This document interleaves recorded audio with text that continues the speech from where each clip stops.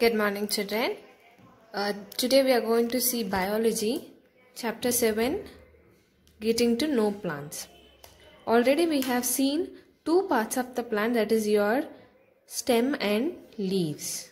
Today we are going to see about the roots. Okay, so what did we see in the stem? Based on the nature of the stem, we call a plant as herb or shrub or trees or creepers or climbers. Then we saw the functions of leaves, that is the food preparation, that is nothing but your photosynthesis, and the types of leaves based on the venation. Okay, so as parallel venation or reticulate venation. Okay, so today we are going to see about the roots. This you have already learnt in your lower grades, so that the roots are a very important part in a plant because they absorb the water, minerals and nutrients from the soil. If we don't water a plant regularly, the plant will not grow healthily, right? So the main important component for the growth of a plant is the water. The water poured to the soil will be absorbed by the roots and it is transported to the remaining parts of the plant above the ground. Right? So the roots are the very important organ in a plant used for absorbing the water, minerals and other nutrients to the plant. Also, the roots are giving the support for the plant, that is in the upper portion. It is not possible for us to destroy a plant or a tree so easily because the entire support for the plant is given by the roots. They help the plant to stand erect and straight, and as well as they are giving them the support. They are so strong that they do not fall down easily. You cannot go and disturb a plant so easily because the entire support is given by the roots. Okay, so the roots allow the plant to stand upright and they are giving the support for the stem and the upper portions also, and they absorb the water, minerals and nutrients also.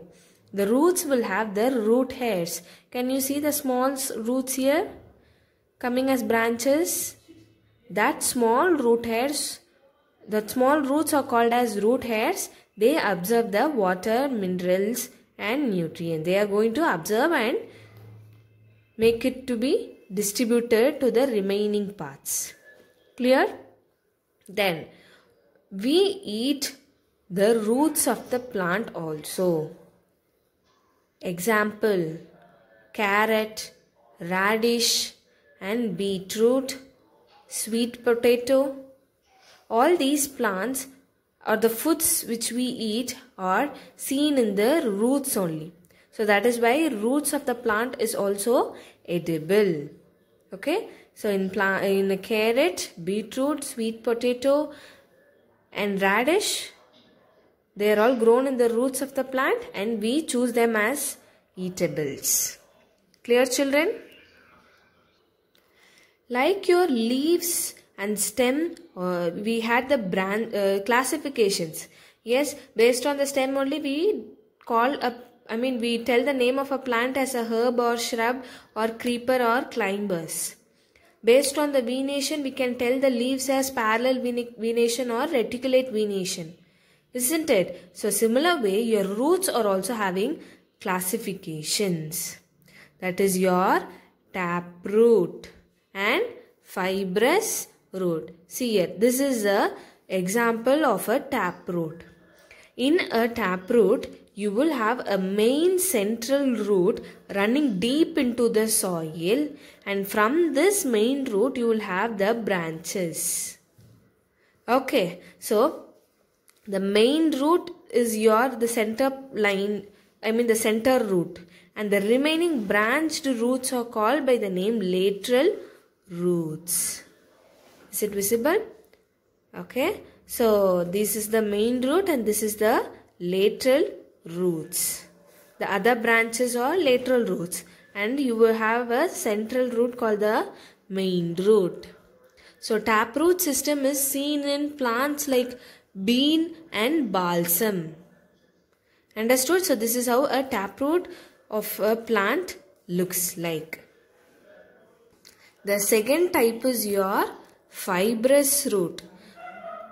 The plants having fibrous root will be looking like this only. Here you will not find a central main root. There is no main central root. You will have only the branches, that is your lateral roots alone will be present in the fibrous root system. Okay, it will look like as if a bunch of roots or a cluster or a group of root hairs.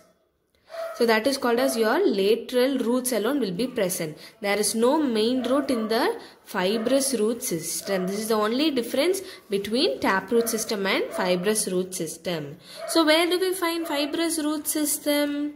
In plants like rice, corn, grass, you could find the fibrous root system. Okay children, so with this your root as a part of the plant is over. The remaining we can continue in the next class. Thank you.